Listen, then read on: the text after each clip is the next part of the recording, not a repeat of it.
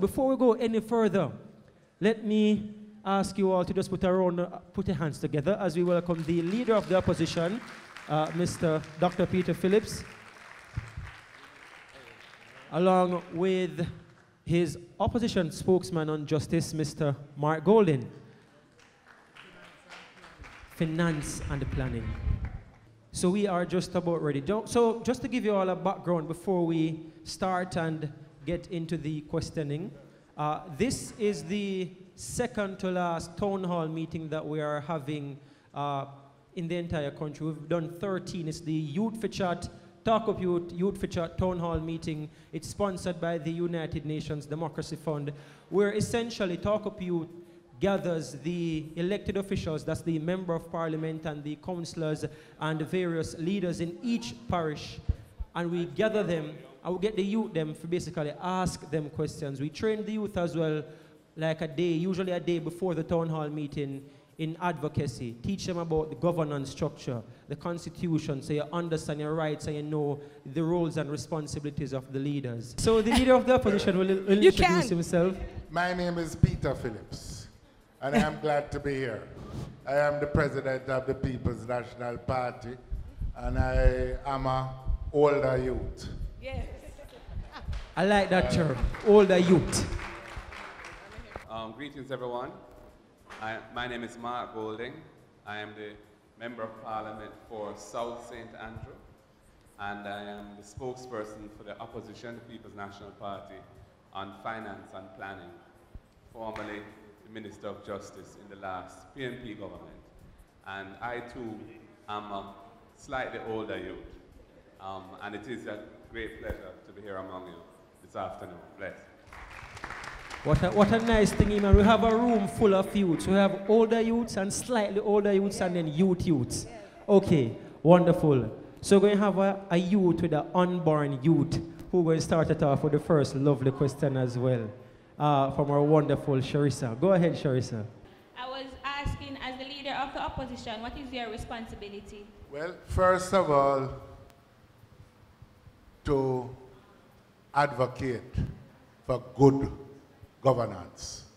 That is to say, in our Constitution, there is a special role for the opposition in the Parliament, which is to make certain that if the government is not doing what we think it should do, that we are the first line of defense of people's rights.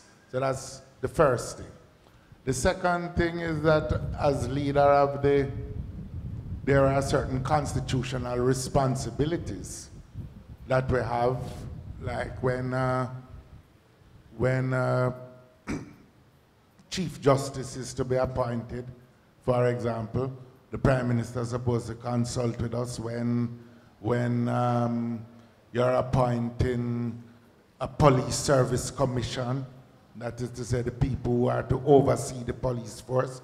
Our Constitution says that for certain positions, like those, like the Electoral Commission, that the Prime Minister is supposed to consult with. Any Prime Minister is supposed to consult, so we do those things. But most of all, it is to be the main defender of people's rights.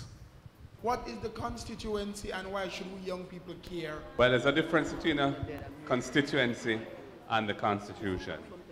A constituency is a geographical area. Jamaica is divided into 63 constituencies, and each constituency elects one person as their Member of Parliament who sits in the House of Representatives, which is on Duke Street, Gordon House, very near here.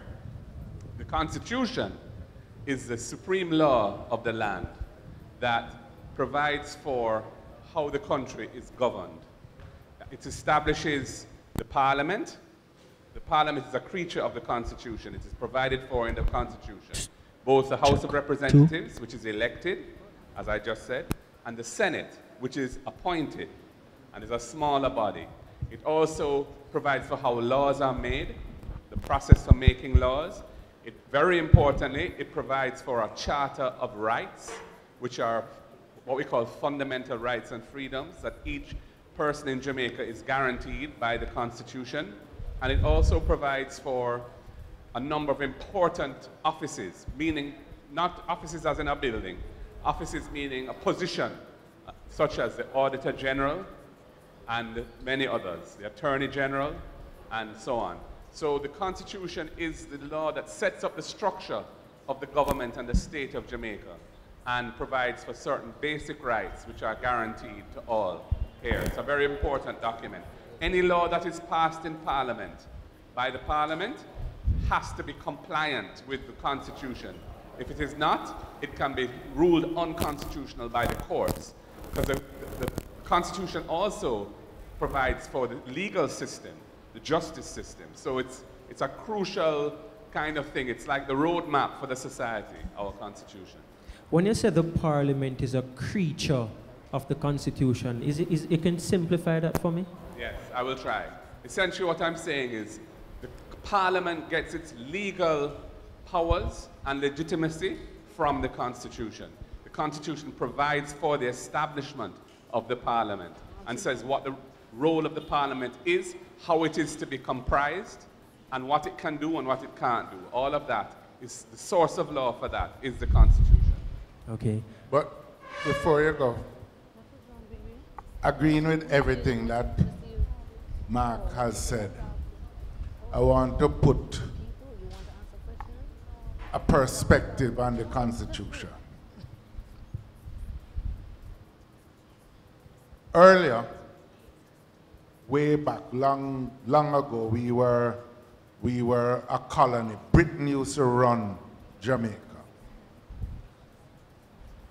Then we sought to become independent, but before independence, we were talking about self-government, which means the people of Jamaica run Jamaica for Jamaicans. And the Constitution basically sets out the rules whereby we govern ourselves. Because we know we can, it's like if you even play a football match and you don't have no rule, it's total confusion. But you have to have some rules. So you know who offside, when you're offside, that if the ball go over, cross the road, you can't score from over there, you have to throw in and all of that. Well, the Constitution is just simply the rules by which we govern ourselves. But plenty of people figure that government is not for them, but government, meaning how we run Jamaica, involve you, and there's a place for everyone, every adult, to participate in the running of Jamaica, whether as a voter, or as a councillor, or as an MP, or as a minister, or as a prime minister, or as a leader of the opposition. All those rules, how laws are passed, how you appoint judges, how you appoint police commissioner, all of those rules are in the Constitution. All right? Well, it seems as if the leader of the opposition was a football and another life, the way the man break it down and compare it with football and everything. You had indicated that the young lady beside you had a burning question as well. My question to you is, why is it that every time I turn on the TV and the news come on, the reporter has to say that they have found an ex-14-year-old body burned, chopped, and raped, burned and chopped. And there is much being done to protect our youth, both male and female. That's a very serious and deep question. Why is it that there is so much violence in our society? And why is some of that violence directed at children and young girls in particular? It's a deep question because I think the reasons are varied. Some of them are to do with our culture and how we deal with disputes and how we deal with each other, how quick we are to translate disagreement into anger, into disrespect, into violence.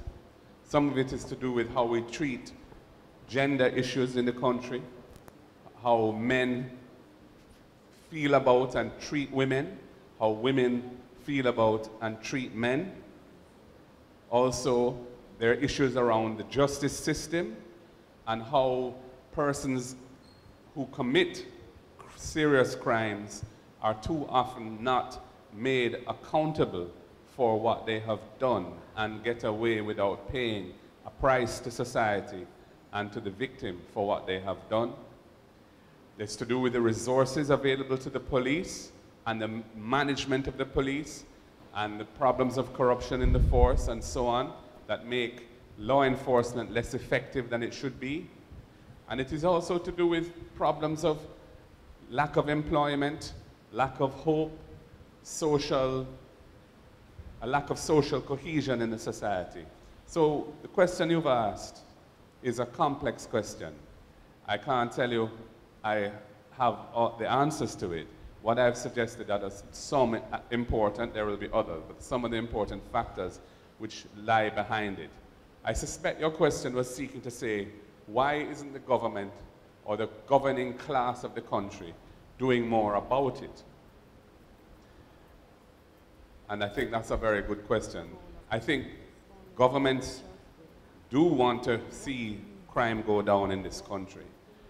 However, to some extent, the resource constraints that the country has as a result of the public debt that we built up over the years, that acts as a factor that limits how much money there is to be spent on things to do with fighting crime, bringing people to justice, and so on. It also has to do with the priorities of the day.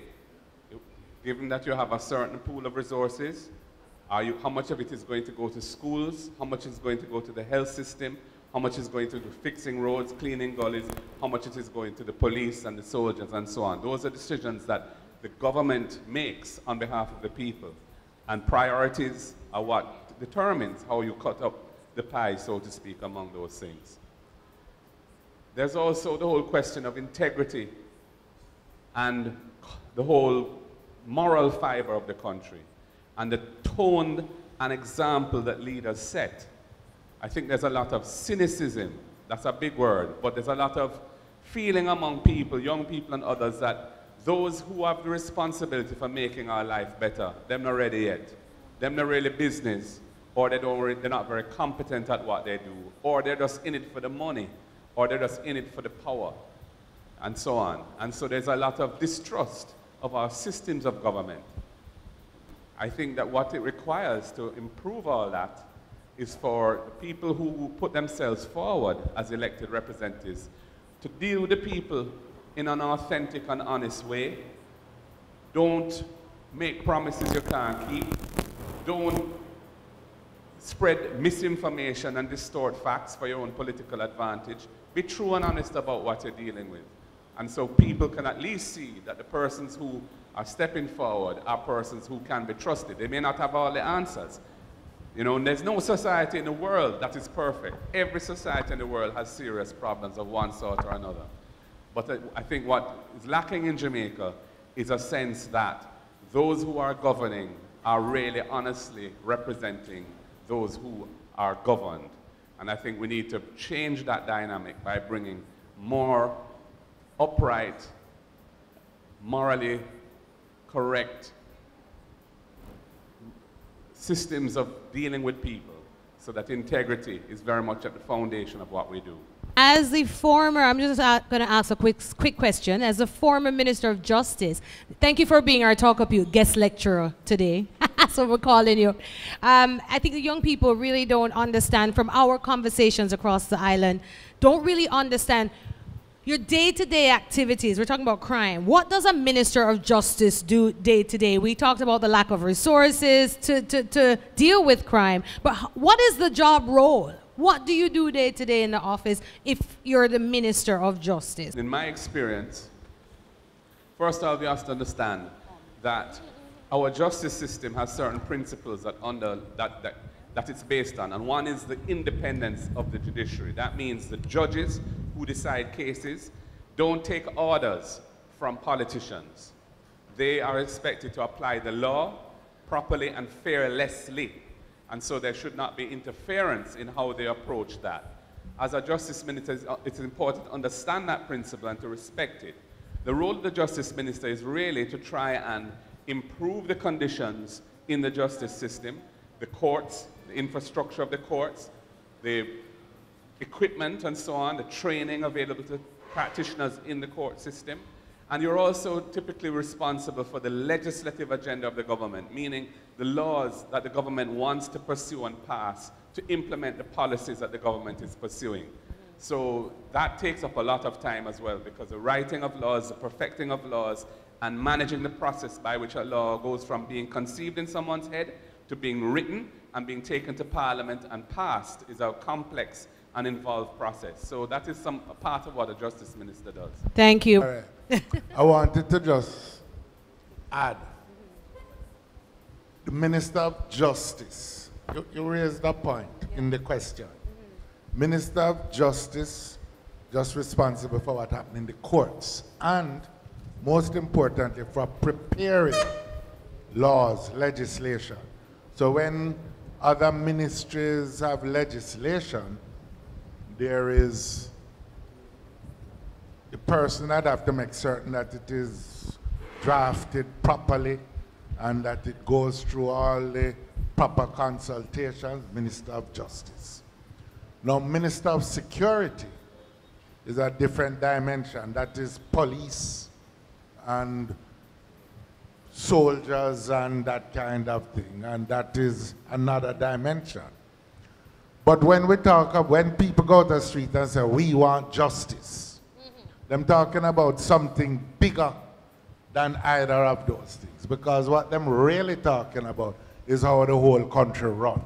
Whether it is fair, whether it is giving a place for everybody to realize their dreams and aspirations and hopes. And that involves everything else in life. And I believe, quite frankly, that in many respects, and it's partly an answer to what Ashanti's question, and more so Ashanti's upset. Plenty people in Jamaica, especially plenty young people, just feel that there is no justice in this wider sense of things, and therefore they become concerned just about themselves and the love drain out of them heart, and them just become what you call dog heart, just for themselves and hostile to everyone else. Now, sometime when that reached a point, only police and soldier can deal with them. But the solution really involves a lot of other things. It involves a good education system. And right now, plenty, I would say, and I'm not making a political point between parties.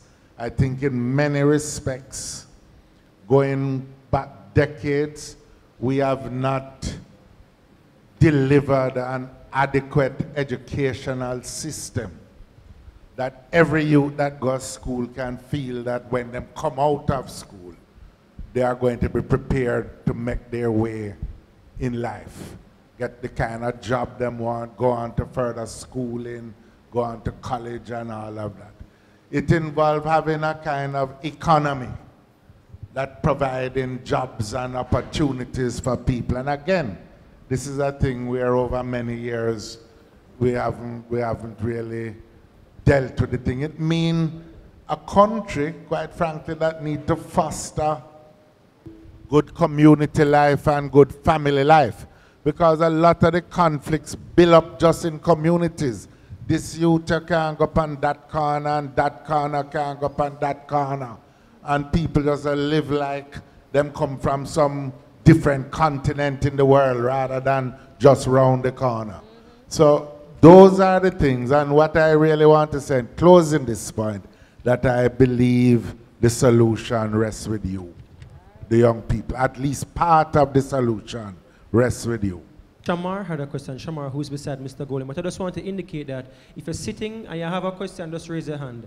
so we can indicate and allow you to ask a question, all right? So we're going to go to Shamar, and then we're going to come to this bright gentleman in red. My question is, what are the duties of the different branches of government?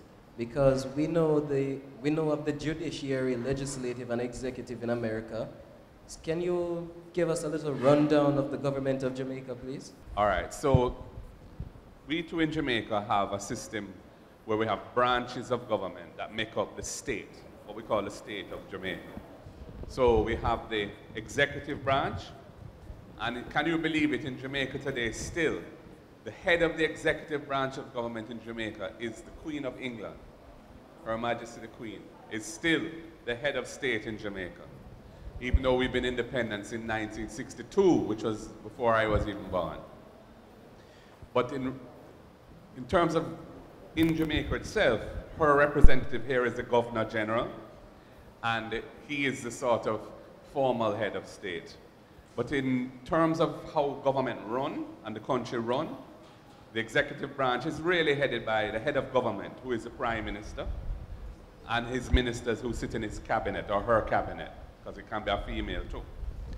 So they are the ones who run the country day to day, and they run it through the civil service, which are the persons employed to operate in a non-biased, non-political way, professionally, to execute, to do the things that government should be doing.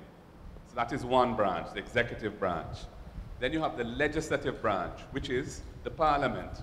Has two houses. They're not real houses, they're called houses. It's not a house where you see, it's one building. Our parliament is just one building with one chamber, one physical room where we sit. But the House of Representatives sits on certain days, and the Senate sits on other days in the chamber. So those are the two houses, as it were, that make up our parliament. And each law that is passed has to go through the House of Representatives and be approved. Then it goes to the Senate to be approved. Sometimes changes are made in the Senate. It has to go back down to the House of Representatives for those changes to be agreed. Eventually, when the law is passed, it goes to the Governor General, who signs it. It's called his assent, and that's when it becomes a law of Jamaica. And then you have the judiciary, which is the third branch, which is the judges.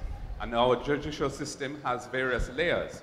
There is the lay magistrates court. It used to be called the Court of Petty Sessions, which is the justices of the peace when they sit in court.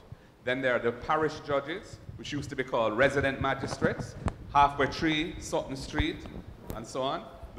They hear a bit more serious cases. And then you have the Supreme Court, which sits down further down King Street there. And that has what we call, they call them puny judges, which is a peculiar term, but those are the high court judges of the Supreme Court.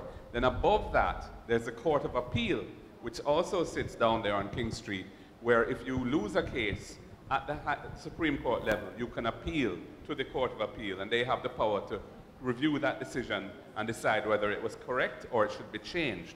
And then finally, we have the highest court of the land. And you know what the highest court of Jamaica is right now? It's a court that sits in London. It's called the Privy Council, the Judicial Committee of the Privy Council. So although we are an independent country since 1962, the head of our executive branch and the head of our judicial branch are both English institutions still. And that says a lot, I think, about who we are as a people. Good afternoon, Mr. Phillips. This is for you.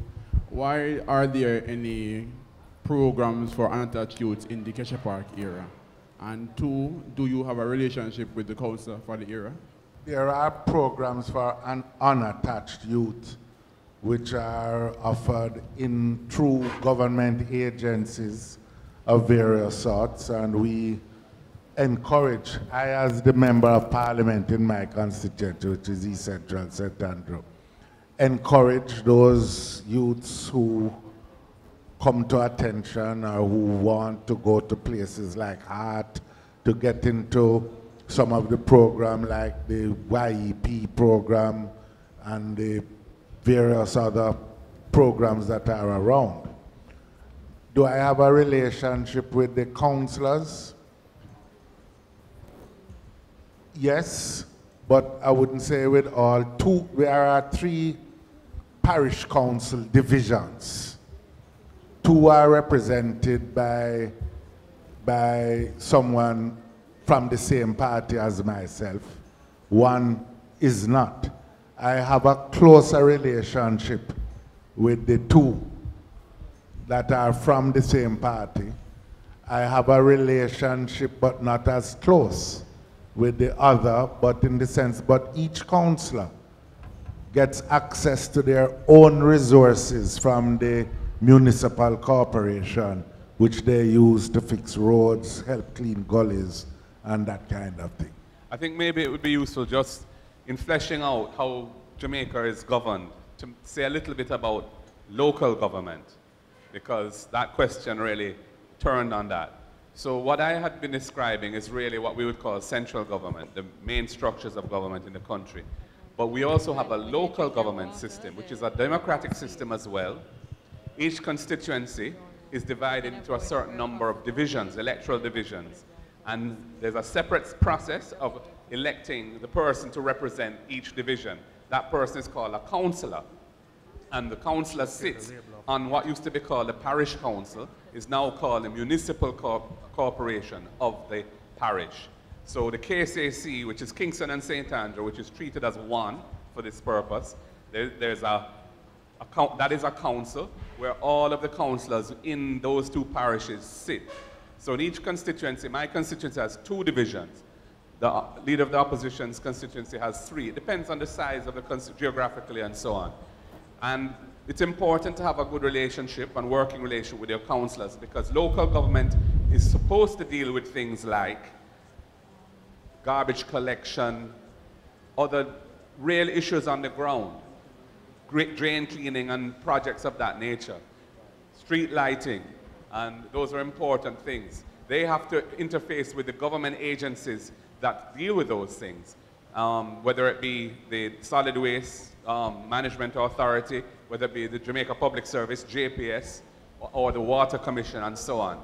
So they're supposed to be much closer to the ground because they represent a smaller unit within the constituency, a division, and the MP is really supposed to also represent and help solve those problems, but also represent the interests of the constituency and the views of constituents in the parliament when it comes to issues that are being discussed in parliament, whether it be laws of the land that are being changed or are added to, or whether it be other policy issues that come up for debate in parliament.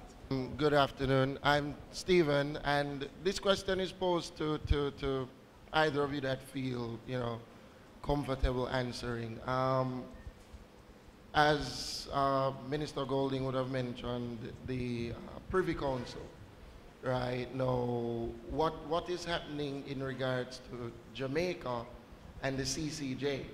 If it is that it is such a far-fetched thing for us to still, be signed on to this archaic thing, then, what is being done regarding our standing with the CCJ?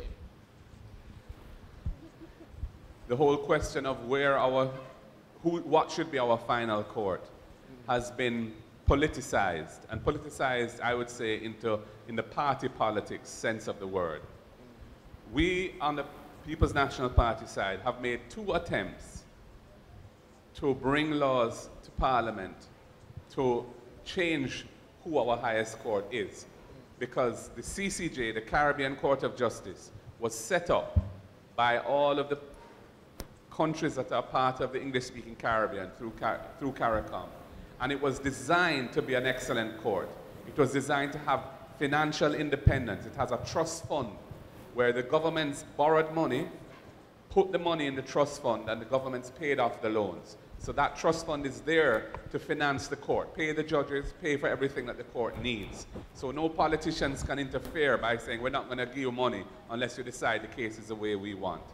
It also has a Judicial Regional Services Commission, which is a body that appoints the judges. And that body that appoints the judges is drawn from the bar associations across the region and other appropriate decision makers to make sure that the best judges become judges of the CCJ.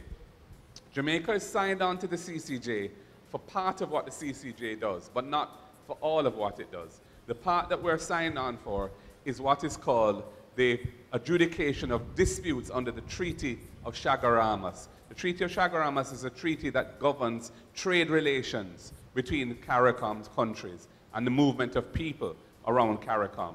And if you have a dispute based on the treaty being breached by somebody, you can take that case. Like, remember Miss Myrie, Shanique Myrie, she took her case to the CCJ and won. But there's another very important part of what the CCJ does, and that is to be the final court on all appeals, criminal and civil cases. Now, several countries in CARICOM have changed their constitutions or to provide for the CCJ being their final court instead of the Privy Council. Barbados, for example, Guyana, Belize, and more recently, Dominica. As I said, we on our side have tried twice to do this, but it has been decided by the Privy Council itself in a case that went to the Privy Council the first time we tried, because the first time we tried, the other side tried to block it. They took the case to the Privy Council, and the Privy Council said, if you're going to put the CCJ there as a final court rather than us, there's a procedure you must follow. So, okay, we wheel and come again, and we brought new legislation to follow that procedure. Unfortunately, we were unable to get the then opposition, the other side, to agree to it.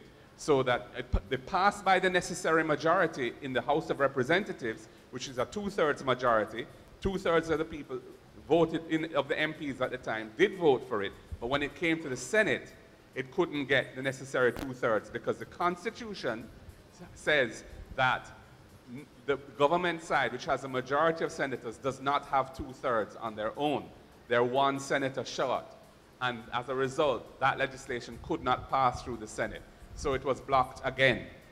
We are hoping that the other side will see what we consider to be the sense and appropriateness of moving away from the Privy Council to the CCJ. And that's a huge topic in and of itself, which could take up a whole sitting of this type. But we believe that's the right thing for the region and for Jamaica. And we're hoping that one day they will evolve their thinking to agreeing with us on that. So we can put politics behind us on that issue and just get it done. As we would like to do for the Queen being our head of state. Yeah. All right. From youth in my community, the MP, all right, when him come, him only talk to the bigger heads. Like, if him come have a meeting in the center, it's just about the meeting in the center. Him no come and talk to the youths, them on the corner or no. So me would I say, and when opportunities come into the community, certain people alone are allowed to grant them opportunities, right? Like if you have a family where know somebody where know the MP, you can't get a scholarship or you can't go on certain programs. So you still going to have unattached youth and we're going to be a menace to society, as them say. So why is it that if me don't have a friend we know you, me can't get help, and why is it that only persons that know the MP get opportunities? That question was very much worth the wait. I would like both of you to respond to that question. Well, what I would say is I can't talk about Fretter's land, but we try to get as much information about opportunities out to as many people that we can get it to, especially as many young people when it affects young people. But part of the difficulty is that because of the attitude that people have that they're not going to get organized and in groups, it is often difficult to get the information out, because if you call a meeting, only some going to come. Not everybody going to come, and so the information mightn't get out. I believe that part of the solution to what you're talking about is for the young people, whether it is in youth clubs or some other organization, to organize themselves Because any youth club that organizes itself and said to me, come, I will go. But it's going to be literally impossible to get to 5,000 youth that may be around in a constituency one by one. You can put up the information, but sometimes people don't respond. And I think I should make the point seriously that, as them say, water more than flour. There is more need than there is available benefits that plenty people want. And that is the heart of some of the problem. All right? I just wanted to, if I may, add a little to what the leader of the opposition, Dr. Phillips, just said. The point about more water than flour, more needs than there are resources, is a real constraint. We're just going through back to school right now. And MPs and councillors have some resources are made available to them to assist people with back to school. It is not enough. As a result, it is very important, I think, to try and ensure that what is there is given in a fair system of allocation. So it can't just be about friend or who know who. There needs to be a more transparent system. When I say transparent, a system that everybody can look at and say, all right, it's not enough still, but at least here Tom get last year, but this year Jane I get. So that approach, I think, is very important. It's all about the fairness of government. That we talk, part of the cynicism about the system is that when they see, people on the ground see that the system doesn't operate fairly on the ground because the same people get over and over again, or the same people have access, everybody else is left out, and so on. So, certainly speaking for myself in South St. Andrew, I don't know about Fletcher's Land, but in South St. Andrew, we try as much as we can, and we're always looking to improve. You know, we know we're not there yet, but we're always looking to improve. But our orientation, our purpose is to try and be inclusive and balanced and fair amongst all persons within the constituency. That's a principle that we try and follow. Good afternoon, everyone. Kimani Martin. All right, so my question to the Honorable Dr. Peter Phillips, should the youth clubs within their community pay to use the community center that is doing community development if we want to say that we don't want youths to be a men's society and involved in crime? Because we have a big issue at Fletcher's Land. It came in the Gleaner article. So we want your input on it. Well, what I would just put it this way. In my communities, no youth club pay to get access to the facilities that are there. All right? How about making something like that policy, though? Because I was reading a Gleaner article that he has in his hand presently. Can open it up so persons can see it. And when he was explaining the issue to me earlier on, saying that they have to pay a certain amount of money when they were every single time they're meeting in there, $8,000, and I was like, that is ridiculous. How do we make it that it's not just you by your own volition in your constituency don't make youths have to pay for use the center? How do we address an issue like that? Well, the first thing, I don't know enough about Fletcher's Land, so I'm not making no comment. But I think we have to recognize that depending on the facilities that are going to be used, that you may have expenses, costs like electricity. Suppose you have plenty of computers in that center, in a center. Or suppose you work in a band and them using acoustic guitar and you know, music systems that involve costs. Somewhere along the line, the costs have to be met. What most of all we seek to do is to have a community organization run and manage the centers so that they can relate to the people who have to do it. I'm not really going to say that under no condition should anybody be trying to recover the costs that may be involved, because somewhere, somehow, if you're using light, someone have to pay for it.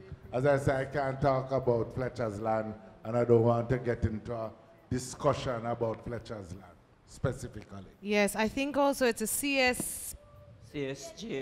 JP that you say owns it?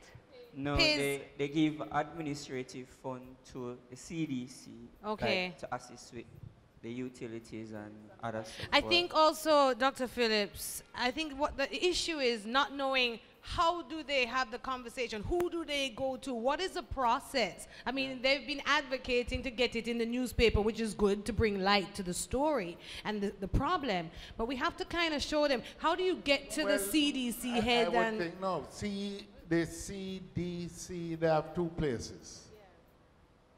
You know, because interestingly, the CSJP got involved when I was Minister of National Security. That's why I asked you about the band that used to play out of there.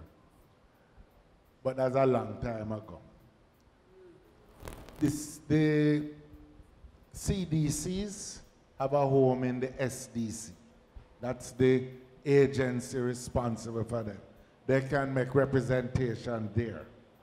The CSJP is a part of the Ministry of National Security, and they could make an appeal to the person there. But it is also good to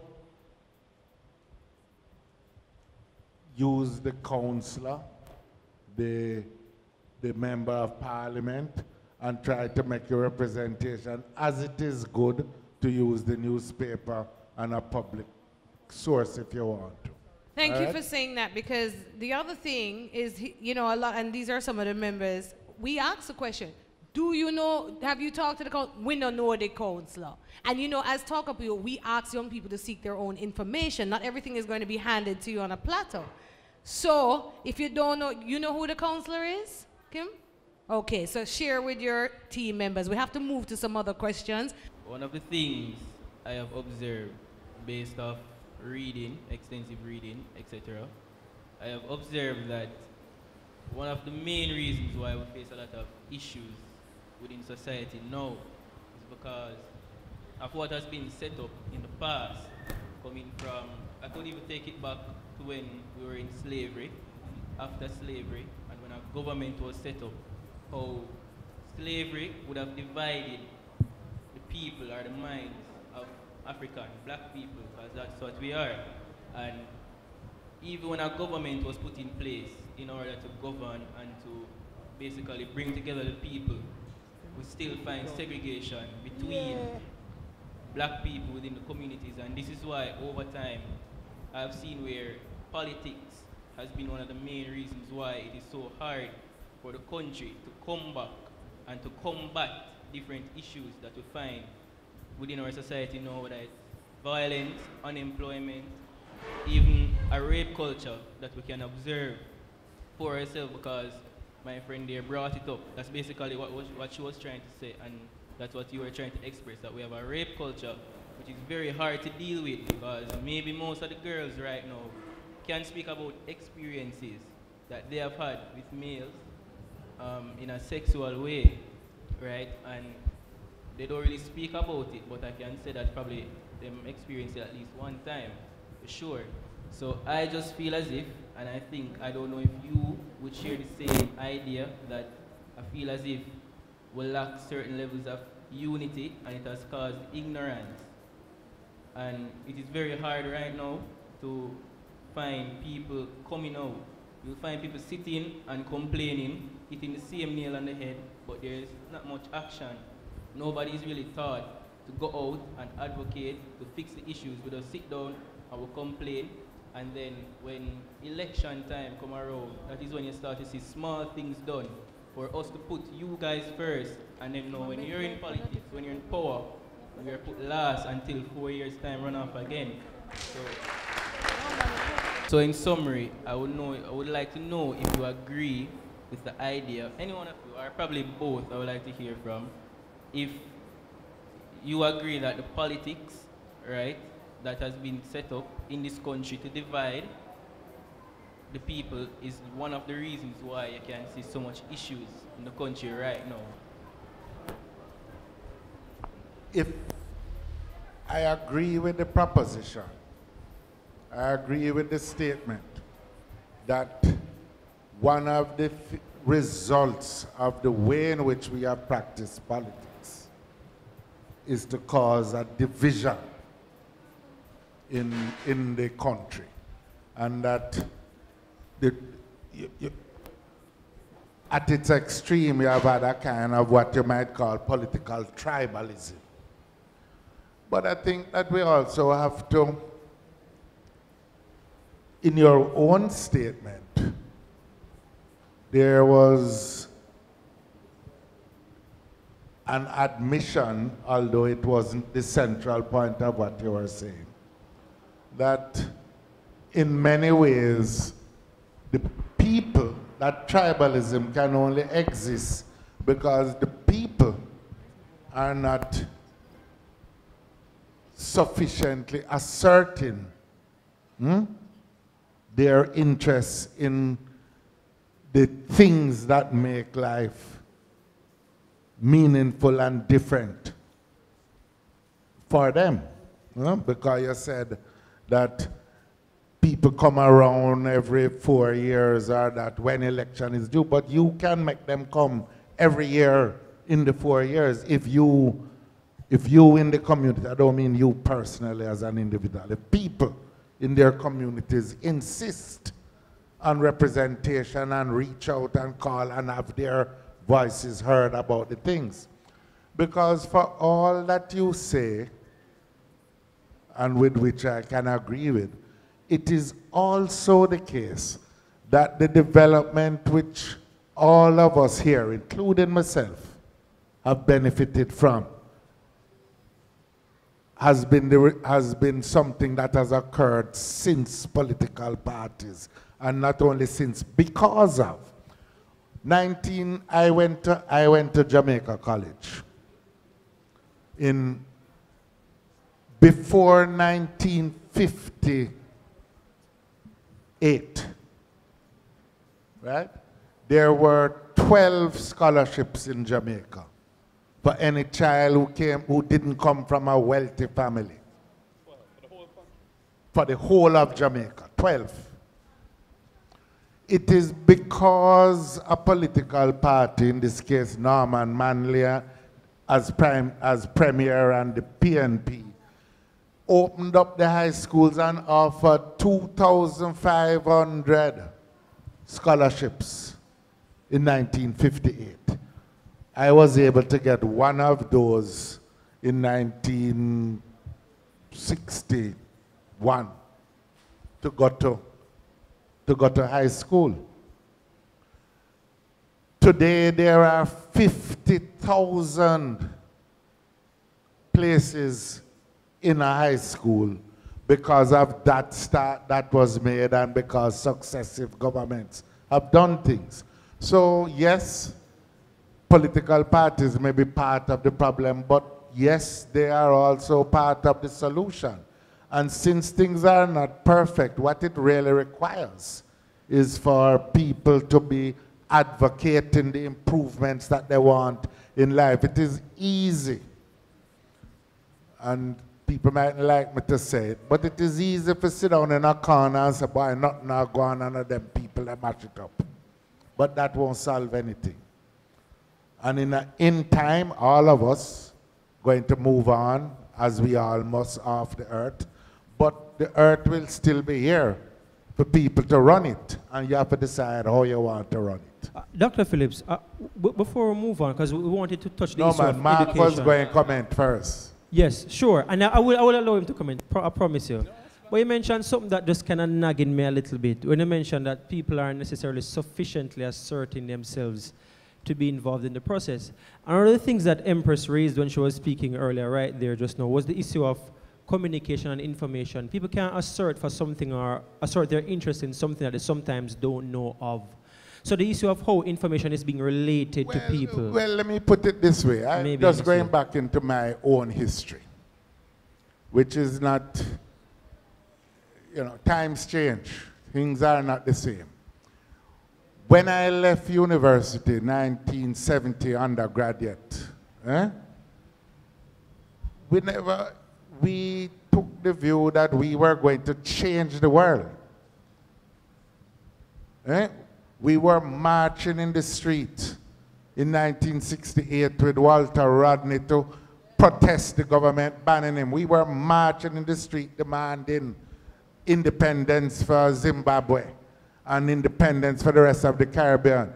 As youth, then we came together, we published our own newspapers, a bang and other things. We weren't looking to communicate with nobody. We were telling them that we exist and these were our demands. Now, I'm not saying it can't go that way now, but a man don't have to decide if he want to talk, that he have to wait till a man want to listen. Him can, as Bob Marley said, I want to disturb my neighbor. So I'm saying at the music, you can disturb your neighbor and make him understand that you have something to say. So you said the youths must disturb the government and tell them, so you disturb the governance structure and tell them the country. Disturb the country. Yeah. Yeah. I mean, I would also add that in terms of access to information, we are living in an era now where there is far more access to information than there was ever before. The internet, Google, etc. There is a massive information available to everybody who wants to access it. So I don't think the issue is an inadequacy of information, but the question of the system that evolved out of our colonial experience from slavery and colonialism and so on. We inherited a system of government which I think has its good points and its bad points. One of the bad points is that it is essentially what we'd call an adversarial system. It's a system which is a competitive system between the parties that are vying to be government. And in our context, there was a time when that resulted in a lot of violence in our country. Thank God, today, we have matured as a nation.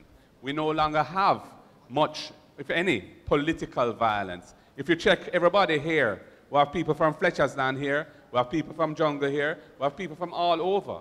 Areas which may or may not be considered to be more affiliated to one party than the other. It is irrelevant right now in this gathering which community you come from, which side your community might be saying. And that's a very good thing. And I don't think we should ignore that, because that represents serious progress. On the other hand, one good thing about the system that we are in is the freedoms that it guarantees. Jamaica is a free country in the sense that we have a very vibrant media. There's no control on social media. People can, if you have the wherewithal, you can leave the country when you want to leave it. You may not be able to go to every country without a visa, but that is because of the laws of those countries, not the laws of our country. So what I'm saying is, if you were to have a different system of government, where there weren't competing political parties, but there was a one-party state, you would be in a system where typically there is less of that type of freedom and openness in the society.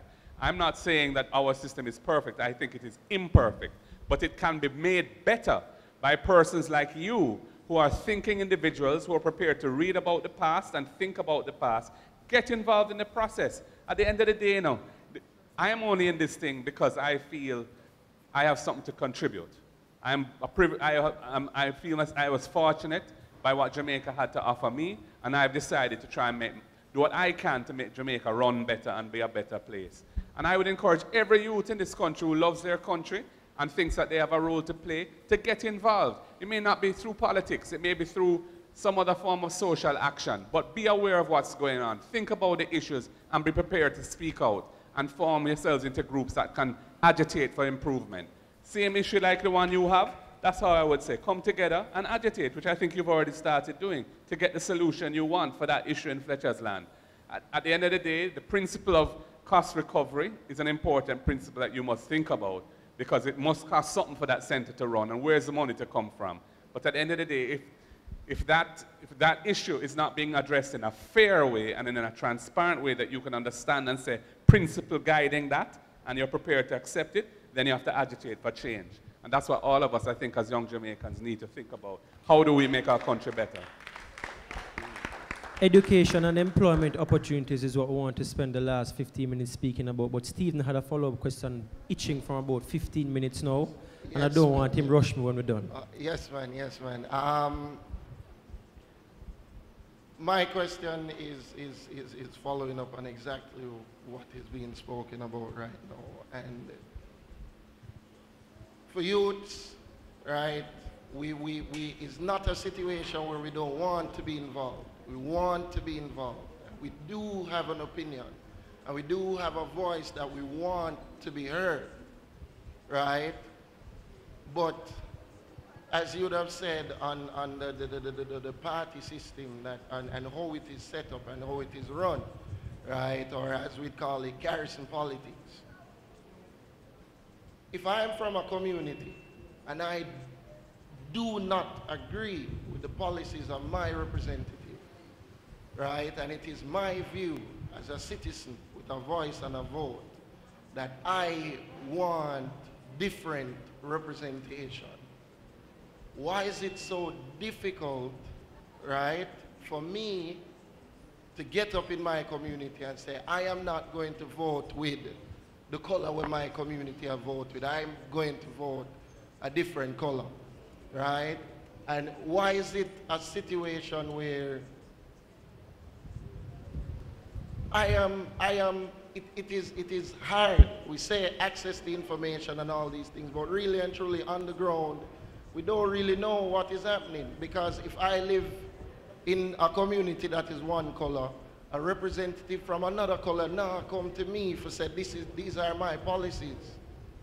And give me an opportunity to hear what you have to say so I can decide that, all right, you know what, I love what this party is pushing. This is the direction that I want to go in. It's almost as if my community dictates that this is the way we're supposed to do it, for my safety, I have to just go with it. How and what is not just the government, but the opposition. What are you guys doing to ensure that if I don't agree with this current government and I want a new one, but the community I live in goes in this direction, how do you protect me or put mechanisms in place so that my voice can be heard and I can be safe and my right as a citizen to express that is protected? Okay. Very good. Well, I'm relatively new to politics, so I'm going to give it a go still. I think that the experience that you've described is not right across Jamaica. There are many constituencies, I would say the vast majority of constituencies in Jamaica, which don't have that experience as it stands today. We had a by-election in February in a constituency in St. Andrew. Campaigning was going on by both sides right across the constituency. They made their choice as it stood then. There are some constituencies that, because of the history of our politics, have a tradition, and we can't forget where we're coming from. There was a time in our history when Jamaica reflected a battle that was really going on internationally between two different ideologies. The ideology of the free market and capitalism, and the ideology of socialism or communism. And that played out in Jamaica in certain constituencies where one side, one political party was definitely favoring a particular view and a particular philosophy, the other was on the other side. And the way that played out was through badmanism, getting in part of the politics. I would say we have moved a long way beyond that in most parts of Jamaica, where badmanism is still a problem in Jamaica, but it is not so much part of the culture and the practice of politics as it once was. But there are still a few areas where a citizen may feel that if they push up their head and say they're not going with the dominant position of the community, they may be putting themselves at risk. I would tell you that it is important for that to change. Apart from anything else, the persons who hold themselves up as being representatives in those places need to understand that that is something that will only retard the development of those areas. And they must make it their duty to try and encourage openness and freedom of thought and expression on the ground in those communities. They must not be part of the problem by making it worse by buying into it and feeding on it. They must reject it and try and practice a different type of politics, which will encourage anybody to say what they have to say. And I think that's part of the solution. In terms of a wider systemic solution at the level of government and policy and so on, arising out of the Tivoli incursion in 2010, there was a commission of inquiry that we appointed to look into it because the public defender had recommended that it was such a serious event, there should be a commission of inquiry. We said we were going to go with what the public defender had recommended. We appointed the commission of inquiry. You may remember it had its sittings and so. They produced a report. Part of that report, one of the recommendations in that report was a serious effort to be made by Jamaica to move beyond and get rid of garrison-style politics. I don't think anything has really happened since then, since that report was issued, to implement that.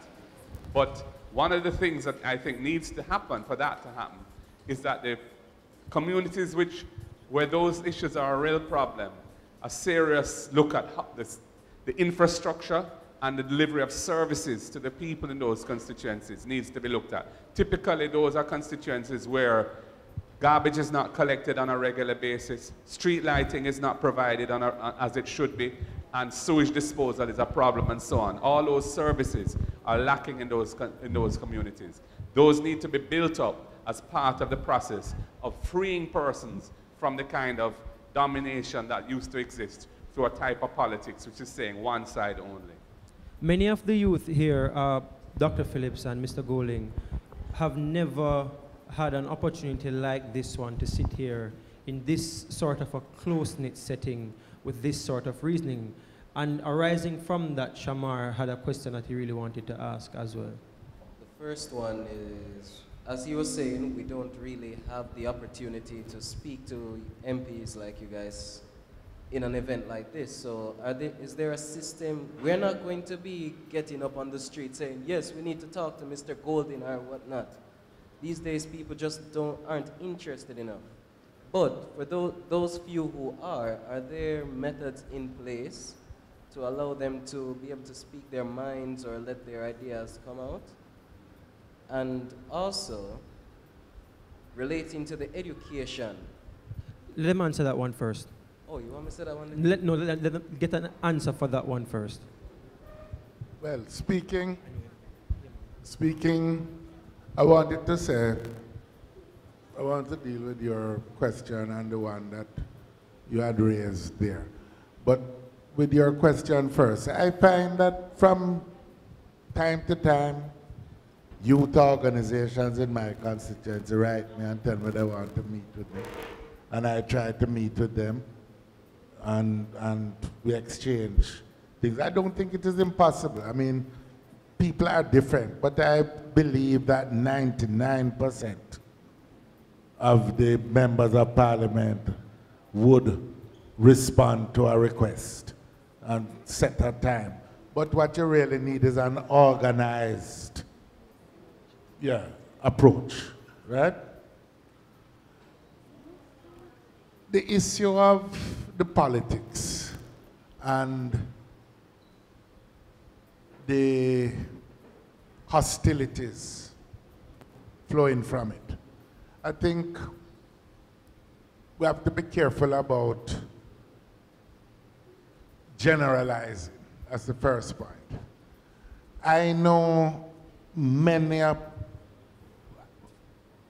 person, well, at least two sets of people that I know personally who are friends for generations of different political persuasion, who travel together on election day, vote their separate preferences, leave the polling station, go to the bar and have a drink and await the results.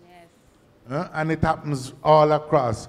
Man in a family vote one way, woman vote another way. Yep. These are things that happen regularly.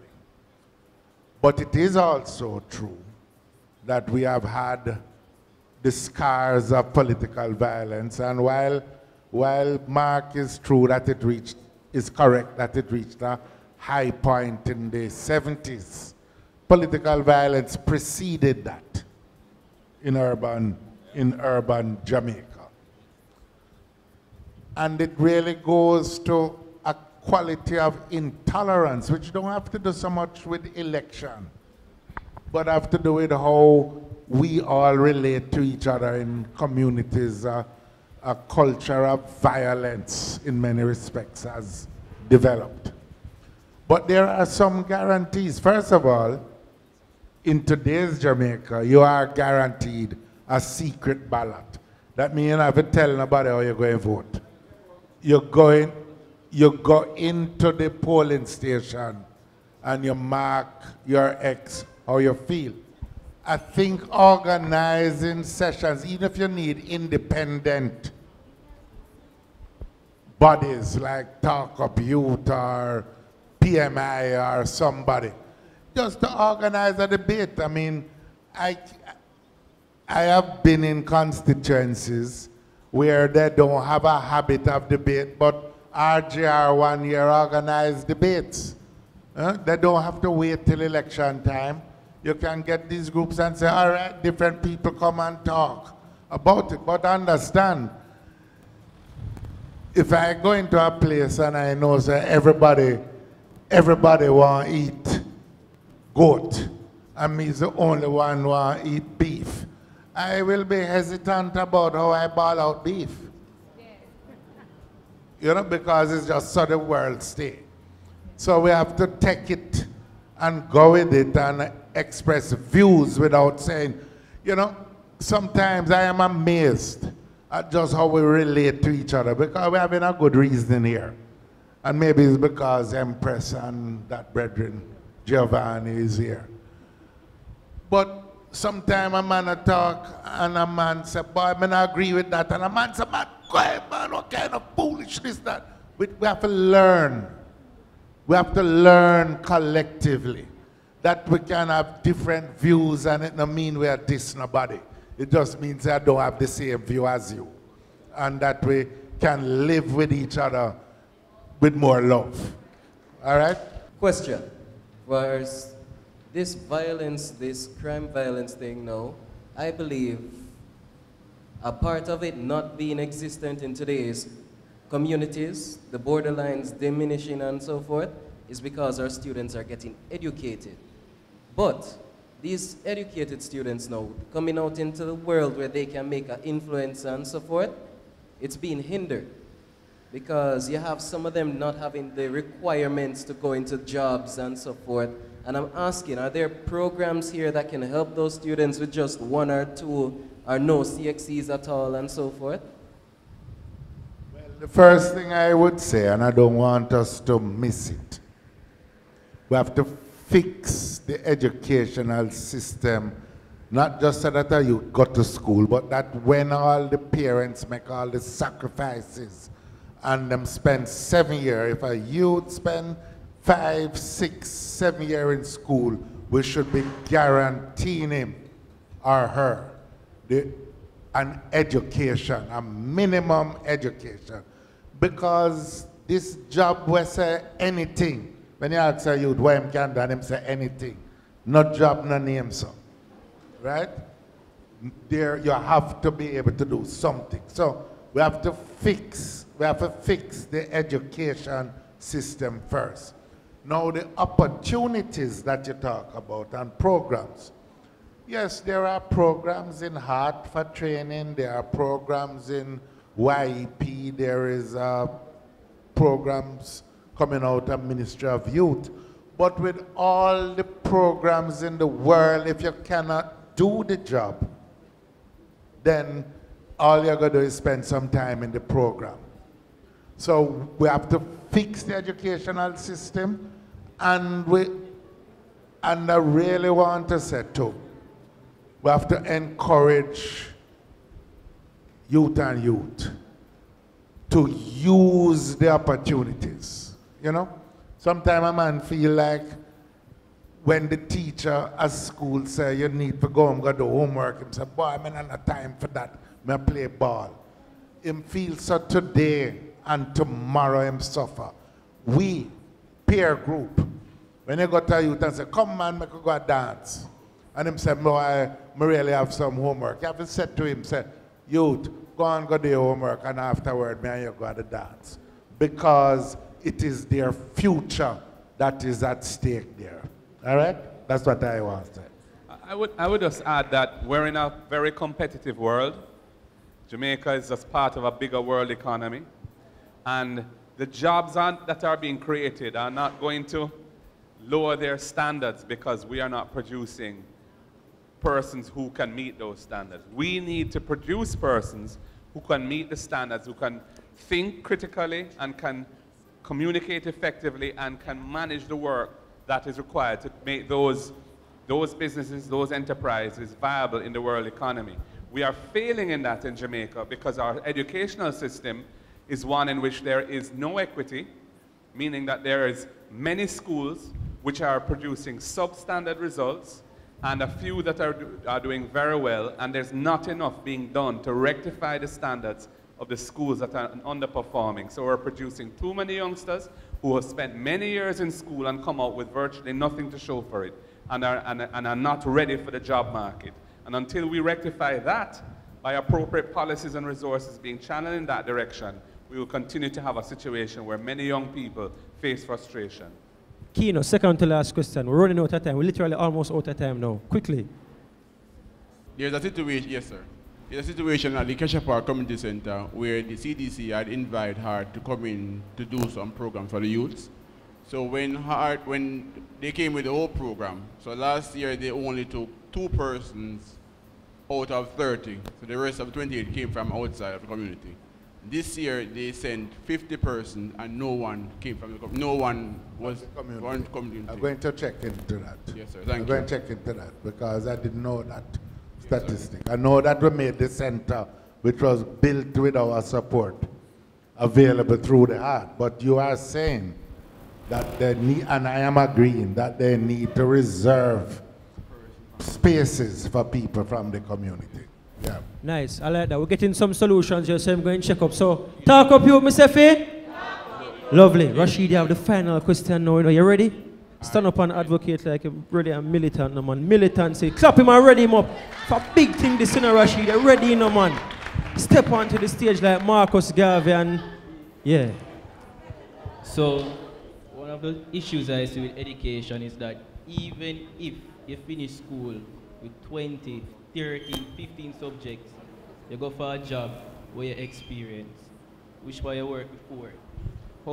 How is it that we can facilitate more educated people to stay in the country, right? Because when you look for applications to go overseas, you have co-op programs where people who want to specialize can be able to work with somebody who is already with the expertise, so that when they come out of college, it is very easy for them to get a job and to basically fit into the system. But in Jamaica, it essentially uses this experience and link system, which prevent a lot of people. So even if people leave school, educated or not, there's still a big problem with people who are even educated to get a job.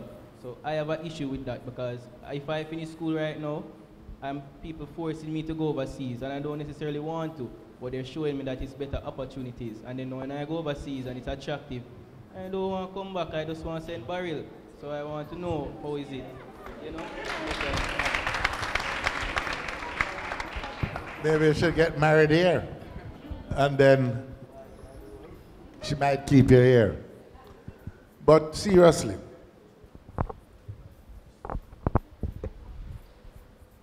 what you are describing is really the result that we don't have enough jobs available in the country. And that is really going to involve fixing the economy, because it is an illusion to believe that government directly through whether Ministry of Education, Ministry of Youth, Ministry of Labor can provide all those jobs. So we have to create the conditions for 2 things to happen, in my view. That a lot of small businesses, make it easier to do business, so that many of the youths that you are describing with the 15, 20, or maybe 10 and 9 results can get the opportunity to start their own business, do a little computer programming or whatever to earn their own way. And also many of the small businesses to grow and employ young people. Because if the businessman faced a labor shortage, meaning that he had the problem that he couldn't find enough people to work, he wouldn't be asking about experience and what. He would just look at your results and take who he can get. So we have to create that condition out in the wider economy. And we also, I think, but on another level, we can do more to help place people to do things. We are not producing enough higher paying jobs in the country, and that again is linked back to the education problem. Yeah, I just think that there are some efforts made to establish kind of like an apprenticeship type system where young people who don't have experience are given the opportunity to work in an internship and so on. It is not sufficient in terms of the scope of it, the depth of it. Not enough people are exposed to it. The private sector has a program called Yout, which attempts to do that. But again, it isn't island-wide and deep enough, you know, and that again is a resource issue. But Dr. Phillips is correct that if the economy was generating sufficient jobs, there would be a situation in which employers would be inclined to they would need workers to come into to their companies and work, as opposed to a situation where there are far more persons looking work than there are jobs being provided. And then you can get this kind of problem where if you have experience, you have an advantage over somebody who doesn't have it. So as the economy improves over time, there should be more opportunities created. I mean, if you look at what is happening in Jamaica on the economic side, and that's a whole other discussion, you could say that Jamaica has made some progress in recent years through good policies and good efforts to move us in a positive direction. We're just early in that process, and there's a lot more that needs to be done. But you know, I would say the future can still be bright if we can come together and solve some of those other issues we were speaking about earlier, which are really at the core of this kind of society that we have. The final question from this youth right here. Thank you so much! I'm so excited about my country!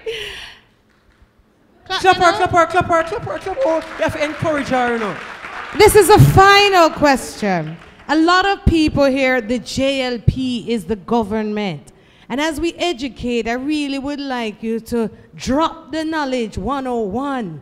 Dr. the Honorable Peter Phillips, we keep referring to them as ministers. It's MP, Leader of the Opposition, Dr. the Honorable. Just so you understand, they're not ministers at this time. They have been and they may be again. But at this point, just so you know how to address them formally and what their actual title is.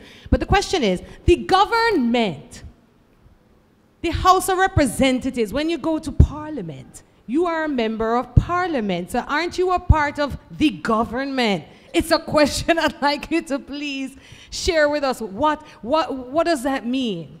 I would put it this way, rather than saying a part of the government, we are part of the system of governance in the country. I'd put it more that way, right? And that our purpose is to ensure that we can get good government, and our commitment is to ensure that when we are government, we will provide good government, but depending on our opposition to ensure that the requirements of the Constitution and good governance are met. Okay. That's a very interesting way of answering. I know, and I like that. So, but for those who don't understand, that you have a majority in the House, which would then make them the majority, the power holder, you call it. Under the Constitution. Yes, please. Whichever leader in the House has the most MPs supporting that person is the person who is asked by the Governor General to form the government and appoint the cabinet. And in a party system, the MPs are typically affiliated or members of one party or another. So whichever party wins the election and has the majority in the House, they form the government, meaning they appoint the executive, the head of the executive. They are the ones who run the country day to day. Through a cabinet. Through the cabinet, which is basically like the board of directors of the country. The opposition is part of governance because we sit in Parliament, we get a chance to debate laws and other things that are brought to Parliament, and we try our best to make improvements to those things and to look out for the rights of the people. That's our role, to keep the government on their toes, to make sure the Constitution is adhered to, and that the government doesn't get away with things they shouldn't get away with. But we are not the ones who are making the day-to-day decisions about where money should be spent, how it should be spent, etc., etc. What knowledge? Did you learn something new?